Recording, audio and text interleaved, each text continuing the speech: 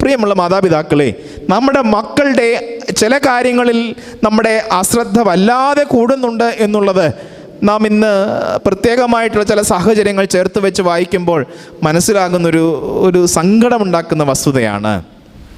നമ്മുടെ മക്കളെ നമ്മൾ ശ്രദ്ധിച്ചില്ലെങ്കിൽ പിന്നെ ആരാണ് ശ്രദ്ധിക്കേണ്ടത്?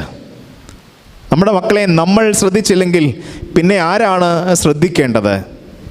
ഇത് പറയുമ്പോഴാണ് അടുത്തിടയ്ക്ക് ഒരു വീട്ടിൽ ചെന്ന സമയത്ത് അവിടുത്തെ ഒരു കുഞ്ഞ് ഉള്ള സങ്കടം പോലെ പറഞ്ഞ ഒരു കാര്യം മനസ്സിൽ ഓർമ്മ വരുന്നത്. വീട്ടിലെ 2 മക്കളാണ്. മൂത്തത് ഒരു മകൻ 11ാം ക്ലാസ്സിൽ പഠിക്കുന്നു. ഇളയത് ഒരു മകൾ, അവൾ 8ാം ക്ലാസ്സിൽ പഠിക്കുന്നു. അവൾ ചെന്നിങ്ങനെ വർത്താനമൊക്കെ പറഞ്ഞ കൂട്ടത്തിലെ അവളിങ്ങനെ കാര്യം പറഞ്ഞു, അച്ഛാ ഇവിടെ എപ്പോഴും ഈ അച്ചാച്ചന് പറയുന്ന 1-2 കാര്യങ്ങൾ വല്ലാതെ സങ്കടപ്പെടുത്തുന്ന കാര്യമാണ്. ഞാൻ പറഞ്ഞു, എന്തോ മക്കളെ പറഞ്ഞാട്ടെ. അപ്പോൾ അവൾ പറഞ്ഞു, പണ്ട് കാലം മുതലേ നമ്മൾ അറിഞ്ഞോ അറിയാതെ